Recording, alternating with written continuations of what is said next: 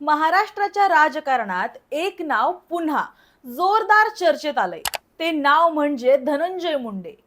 ज्या नेत्याला काही वर्षांपूर्वी मंत्रिपदाचा राजीनामा द्यावा लागला, ज्याचं राजकीय करिअर संपल्याच्या चर्चा विरोधक करत होते, तोच नेता आता पुन्हा सत्तेच्या दारात उभा आहे का?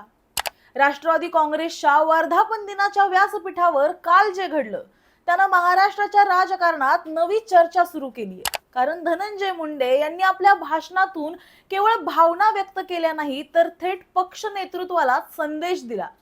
संघात खेळाडू आहेत, मेहनत करत आहेत, पण 12व्या खेळाडूप्रमाणे संधीची वाट पाहत आहेत.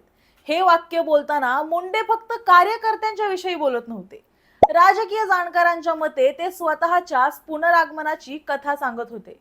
आणि मग आली ती सर्वात महत्वाची प्रतिक्रिया.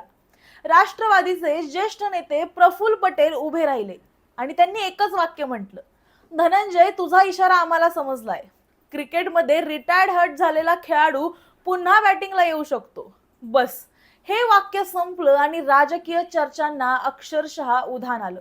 हा फक्त विनोद होता की पक्ष नेतृत्वाचा संकेत, की आगामी मंत्रिमंडळ विस्ताराची पहिली झलक?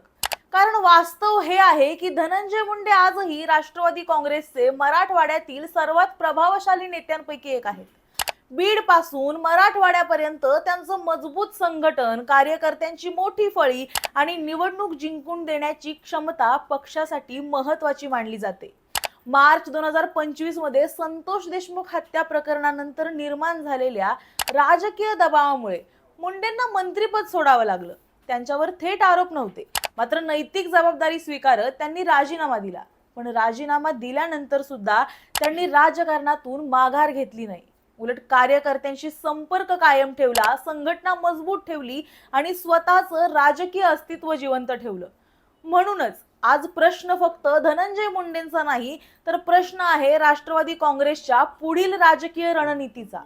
जर मुंडेंना पुन्हा मंत्रिमंडळात स्थान दिलं गेलं तर तो संदेश मराठवाड्यातील कार्यकर्त्यांना जाणार आहे.